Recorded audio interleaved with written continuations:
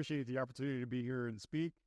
I was going to say the other thing I appreciated was the fact that you're using a picture of me that is, I think it's my 15-year service anniversary picture, and I've been at Sandia for 28 years. So I was going to say thank you for that. And then I figured I would go one step further and follow Andrew's lead and say, tell me if you can guess which of these are AI generated. Unfortunately, I didn't have the full resolution of the one that we use for a multi-core world, but the other two, if you hadn't guessed, might be AI generated. Now, who would go generate a picture of themselves like that? Not me. That's the responsibility of these two young ladies who are my daughters. So Sarah's 22 and Sabrina's 23.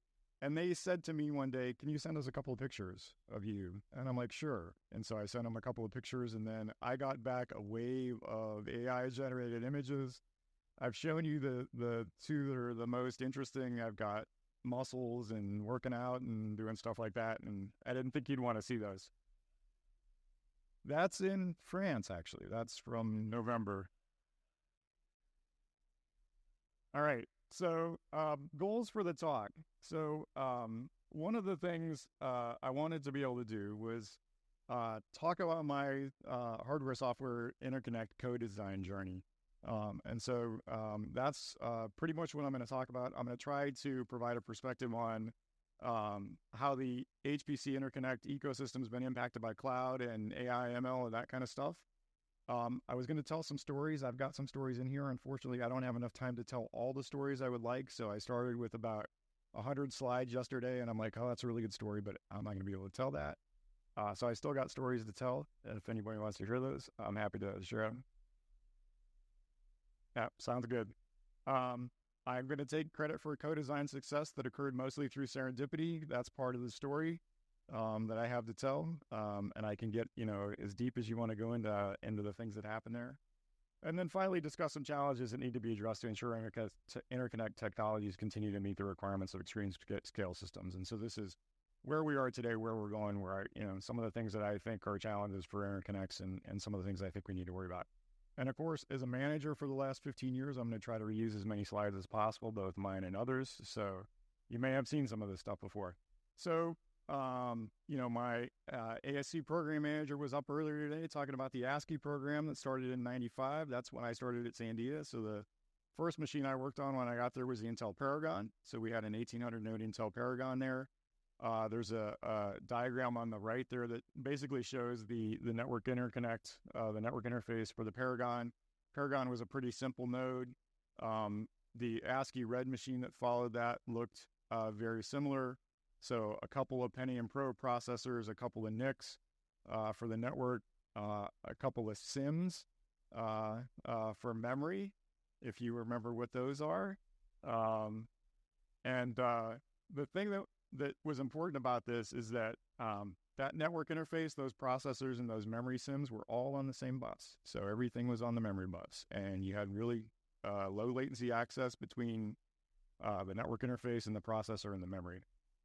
And we've been trying to get back to that place ever since for about the last 30 years. But again, this was a very, custom design MPP node. It ran Sandia's lightweight kernel, custom design stack.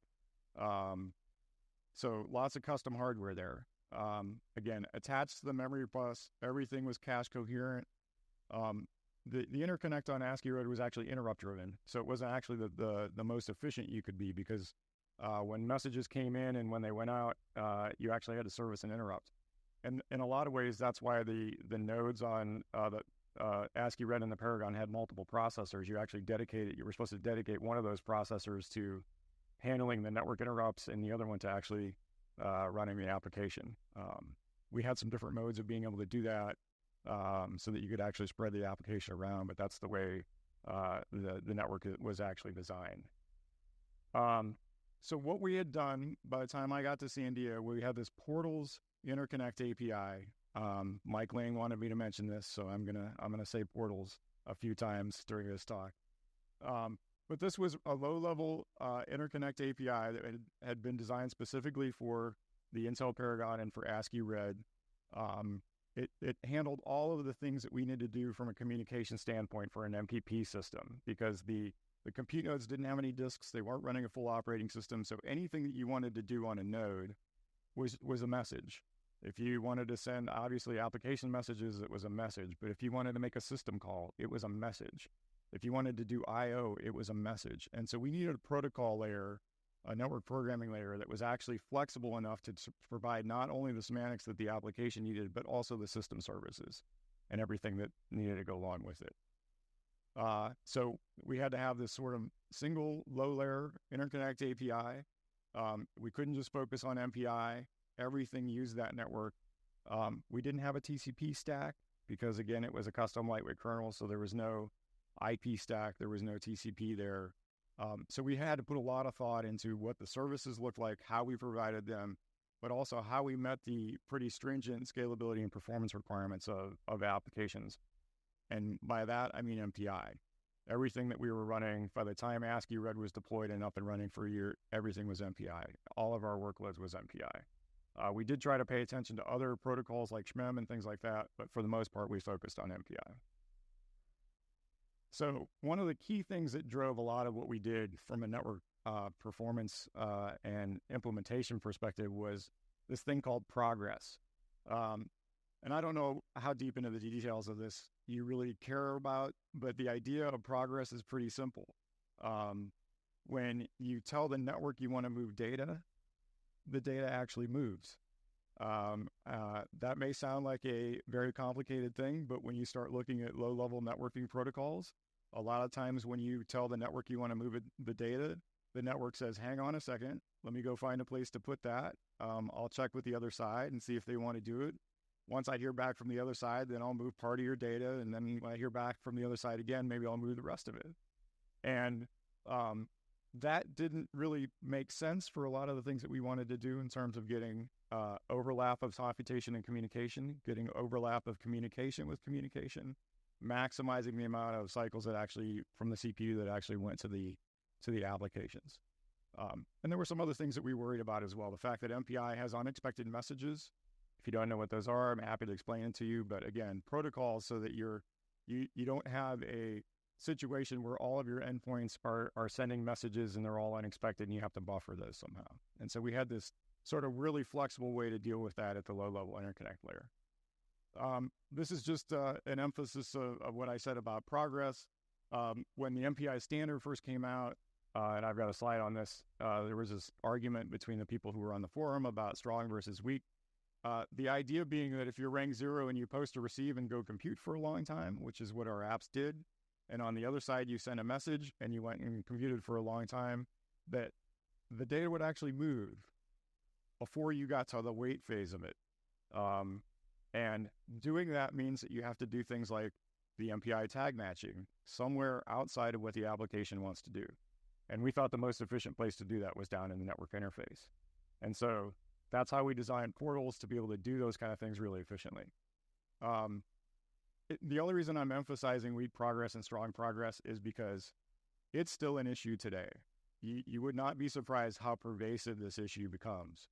So for example, when you want to compose things with MPI, if you want to use MPI and SHMEM together, if you want to use MPI and GasNet together, the fact that you don't have strong progress semantics from your MPI layer affects how you implement other things. So what a lot of networking layers do is they don't support tag matching at the lowest layer, so they have to spin a thread up to do the tag matching. Well, what happens then when everybody has to do something like that and they're spinning up a thread? Every network layer that you add to it is spinning their own thread. All of a sudden you're competing for resources to process networking, and nothing is coordinating. And so composition and composing things with MPI becomes really challenging. That's one of the reasons when we look at things like MPI plus OpenMP, we have composition problems because of things like progress. There were also other issues around weak progress. One of Pete's favorite things, OS jitter, and the fact that we have OS noise affecting things. So this is the idea that if you have to be inside the MPI library, inside the progress thread, the application has to be scheduled, the thread has to be running in order for you to make progress. Always, not the most efficient way of using your networking hardware. And then there were other things like non-blocking collectives where we tried to put some capabilities into the network to actually support not only non-blocking point-to-point, but non-blocking collective as well. And I mentioned things with composition already. So we had moved from this era where we were on the memory bus, we were interrupt-driven, we were getting progress, and everything was fine, to this new cluster-based architecture where all of a sudden the network interface is on the other side of an I/O bus. And what's the right way to get the semantics out of the network when you're on the other side of an I/O bus? You don't have direct access to host memory anymore. What's the right way to do things? And fortunately, there were lots of opportunities to experiment with that. We had things like MirrorNet, programmable network capabilities, so you could write a MirrorNet control program that ran on the network interface to explore different kinds of protocols. Later on, Quadrix came along, same kind of thing where you could actually spin up a user thread down on the network interface to do interesting things. So there was a lot of exploration in the community about how do we take network offload and make it work really well for HPC. And of course, everybody in the networking community wrote their own MirrorNet control program to do this. There were, at some point, 8 or 10 of these things. And so I started looking at this and I said, well, we have a low-level networking API, portals. We would like that to work well, and so let's start doing that. And then there was part of me that said, this is dumb. Everybody has one of these things. If everybody has one, why do we have so many of these things? Why do we have so many things that are trying to map what the network hardware provides to what the application and services need? And the reason is because the networking vendors were, for the most part, not giving us the things we wanted from a hardware perspective to actually make MPI and other things work really well. And so everybody had their own networking layer. So there were things like ARMCI to make global arrays work well. There was MPI stuff. Everybody had their own way of doing matching. SHMEM had its own thing. Whole bunch of different ways of doing this. And even when InfiniBand came along, InfiniBand provided all of these great things that you could do with InfiniBand if you were using RDMA directly. As soon as you put MPI on top of it, you lost all of those things because there was a semantic mismatch between what MPI was doing and what the networking hardware provided. And so I took a look at that and I said, I don't want portals to just be this thing that fixes the mismatch, because I can spend the rest of my life for every interconnect that comes out fixing this mismatch. I want the hardware to actually give me the capability that I need so I don't have to fix the mismatch. And so we made this conscious decision with portals to say, we're not going to be a portable interconnect layer that everybody writes to. We're not going to go out there and fight with everybody else to be the best. Let's advocate for that. It was, let's have a co-design layer where we can actually look at what the hardware needs to do, figure out how to expose that with building blocks at the portals layer, and then try to partner with the interconnect vendors to actually get the capability that we need from the network for the protocols, upper layer protocols and things that we care about, again, mostly focused on MPI. So this is a slide to emphasize the fact that there are so many network portability layers at the time. I contributed a chapter to a book that Ada Gavrilowska at Georgia Tech wrote in 2009, where I wrote an entire chapter on network APIs. I think I covered about 10 of them. I'm not sure those 10 still exist today, but there's another set of them that have come along since then. Again, everybody had this idea of, even the vendors, right? We're trying to differentiate their networking capability by providing new low-layer interconnect level. So BlueJean would have its own thing. In fact, IBM at one point had 3 different systems with 3 different interconnect APIs, all trying to differentiate capability, and they combined them into one, which I think I still have up here, which is PAMI over there on the other end. So IBM decided they would combine all 3 of theirs into one layer. And then they tried to make the argument that was more efficient, that if you added an extra layer of networking software, it actually made things scale and go faster. And I said to them, if you add a layer and it improves scalability and performance, just keep doing that. Just keep adding layers so that we keep increasing the performance and scalability. That would be great. Anyway, vendor differentiation was a big part of that. 2005, we embarked on a project with Cray called Red Storm, where we had the opportunity to actually co-design the hardware.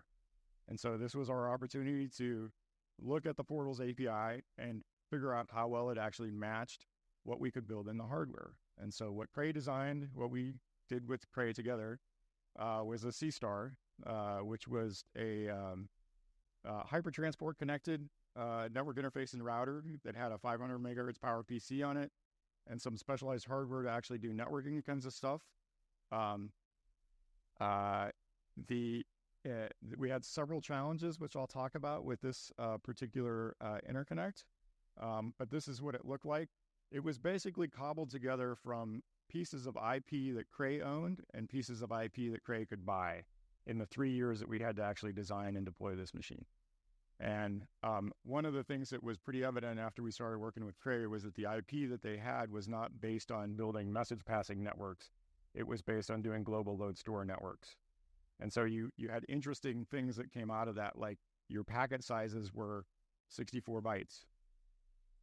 And, who builds a message passing network where your largest packet is 64 bytes? Nobody does that. And so there were certain things that we had to try to overcome in working with Cray on the C-Star. I list the several performance issues here.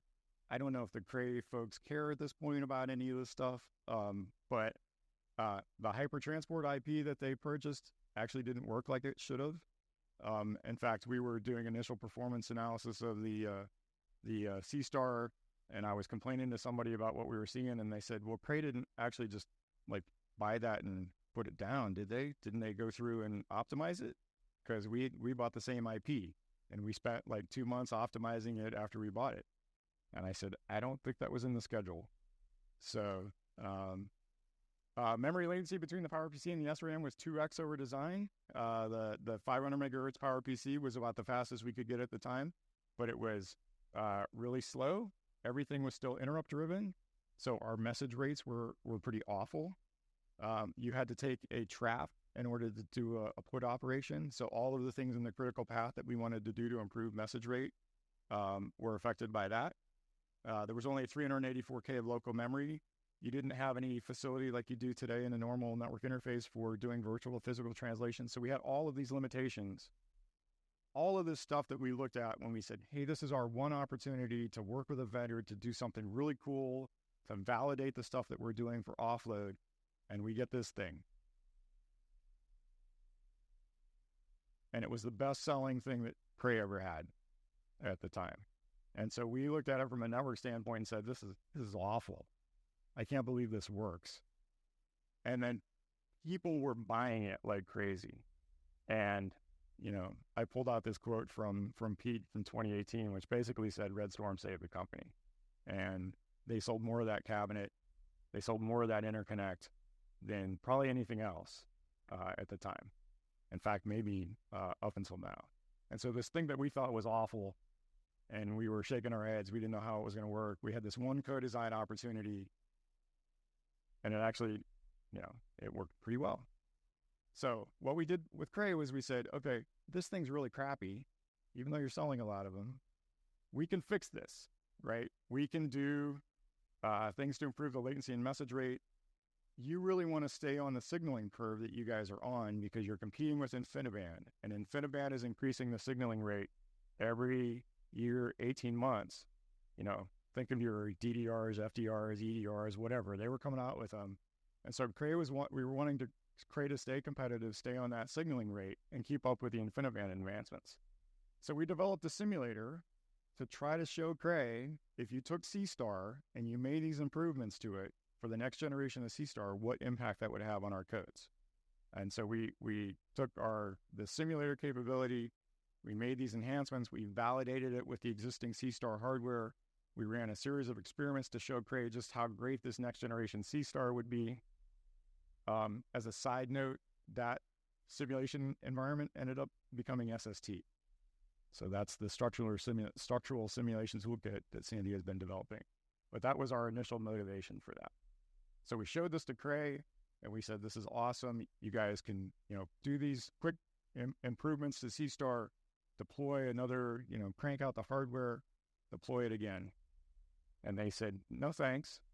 we're going to do Gemini. So in 2006, we said, you're going to be behind the InfiniBand curve if you do that. And they said, yes, we are. And so they spent 4 years and they built Gemini. And when it came out, it was slower than InfiniBand. And they sold those too. So,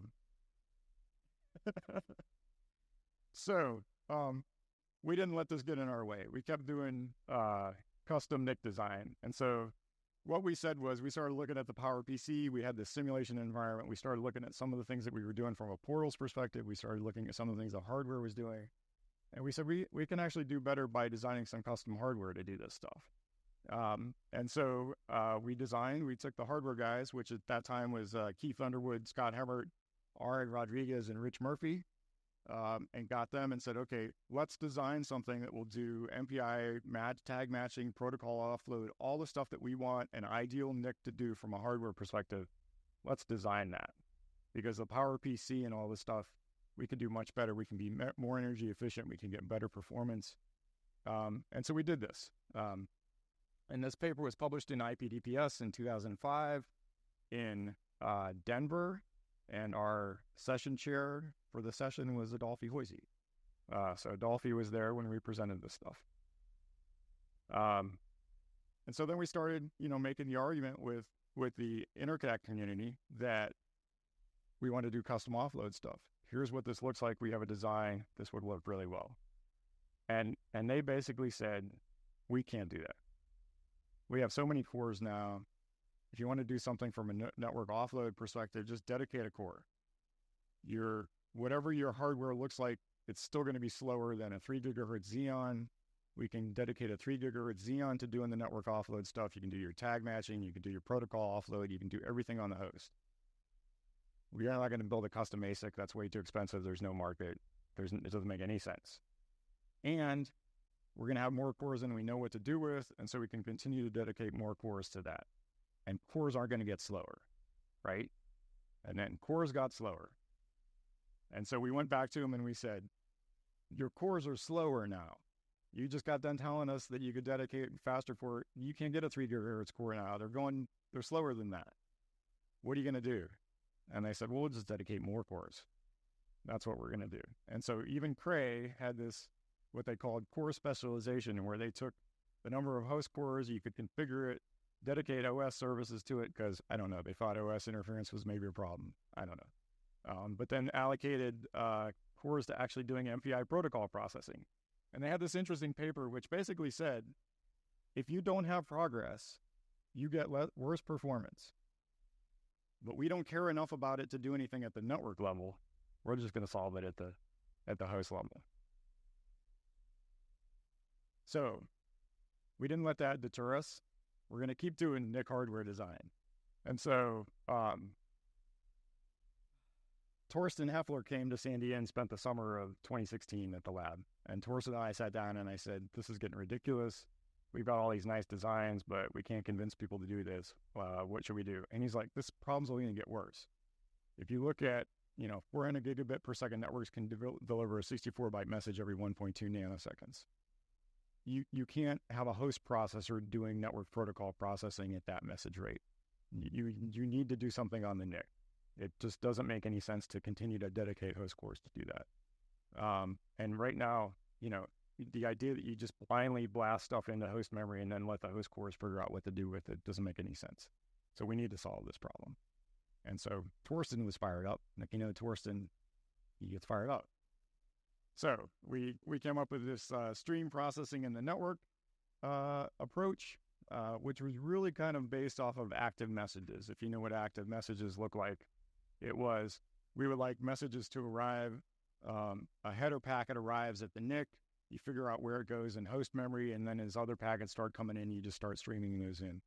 We have a handler capability, so if you want to run something small within the number of instructions that you want to be able to do something like tag matching or a lookup in a file system or something like that, we can have these very small, very quick running handlers that will do that. And so we designed an architecture to do that.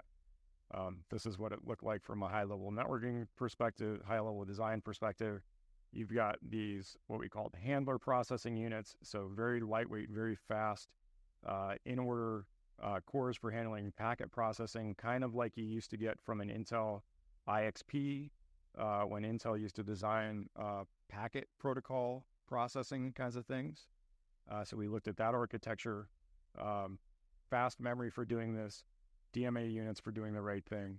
But the idea that everything gets processed from a handler perspective on the NIC so that you can do these things really quickly. So I think I said most of this.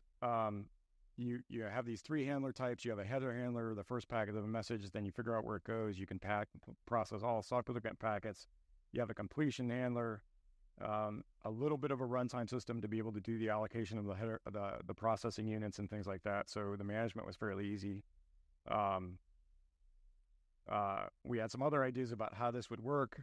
And if you've seen the talk from Torsten about spin in the last 6 years, he's taken this and kind of run with it in just about every direction that you could run with it. I'll be like Torsten. There's a YouTube video for every talk that he's ever given on the spin network stuff. You can go look at it. But at the end of 2017, we still had this issue, which is we have this great spin design, which is doing even more sophisticated things. And it's handling this issue of, the 400 gigabit per second and 1.2 nanoseconds. And the hardware has to be there to be able to do this. And talk to the vendors. Well, still too expensive, still no volume in the market, still no, reason to do this. Quadrix kind of did this thing, it died. Miracom did this thing, it died. By the way, both of those died going down the Ethernet path. So both Quadrix and Miranet were Ethernet capable before they went away. So they were trying to exist in the commodity space, and it didn't work very well. Offloading doesn't make sense. TCP offload engines, TCOE never works very well. Continue to dedicate cores. Everything will work fine. You're fine. So don't worry about it. We're not going to do custom NICs. We're not going to offload. We're not going to design any of that stuff. It makes absolutely no sense for anybody other than HPC. Stop asking. 2019, smart NICs take over the world. So Torsten and I are talking, and he's like, I'm starting to talk to vendors now, and they're telling me they already have this stuff. And I'm like, well, who are you talking to? And he's like, well, not the HPC vendors. I'm talking to different ones. And I'm like, who are you talking to? And he's like, a lot of them are Ethernet vendors. And so we went from, this doesn't make any sense at all, to we're going to have hardware in a year that looks a lot like the stuff that you guys were doing for spin. Not quite everything you want, doesn't do things in the right way. But it was, this makes no sense, to it's coming. And what did we do? It was the 10 to 15 years of core research and convincing, and no, we didn't do anything. It was the data center market that was trying to figure out how to not spend post-processing cores on doing network activity because people didn't want to pay for it. And so they needed to take all of their virtual network protocol stuff and run it on the NIC because people didn't want it running on the host because they didn't want to pay for it. And so there was nothing that we did to make the argument that this was the right thing to do. It was all the economics of the way the world works. So now I'm a crotchety old man standing up here and say, spent 15 years of my career arguing for this stuff, maybe more than 15. Yeah, I'm the grumpy old man. And it's like, what? How did that happen? So SmartNICs, DPUs, designed to offload for virtualization. The interesting thing about DPUs and SmartNICs now, we're still trying to figure out what they're really good for as a community. We have figured out, Sandy has written papers, other people have written papers. We can offload application stuff to them. We can do a little bit of network processing stuff to them. But if you really look at some of the challenges that we have from an HPC networking standpoint, it's not clear that the DPUs really help us. And part of it is because there's two ways to use these. You can have them be packet-based, where the packets flow through the DPU, and you can look at a packet, but they're on a per-packet basis. And so you don't really know, if you're encrypting it or something like that, you could do something with that. But there's no message boundary, and HPC is all about messages. And so we keep getting packets, but you can't do anything with them. Or you can get messages. and messages come in, but the messages get deposited in NIC memory first before they get redeposited into host memory. So you end up copying stuff all over the place. So I still think we're trying to figure out exactly what we can do with GPUs. Transitioning a little bit, there was a panel in 2011 that talked about exascale commodity networking stuff. I can remember DK and remember, I think our first Ethernet versus Ethernet panel was back in the late 90s or early 2000s. We were always having this debate about commodity networks. First question for me was, are commodity networks a lost cause? And I said, absolutely. There's no way you're going to have anything from a commodity network that actually works. Everything for exascale systems is going to require something that's proprietary, custom design interconnect. Gave a talk in 2019 where I relaxed that a little bit, where I said, well, Ethernet physical layer may actually work for HPC. And why did I say that? Because I knew there was an Ethernet network coming, and I couldn't say anything about it. So exascale's here.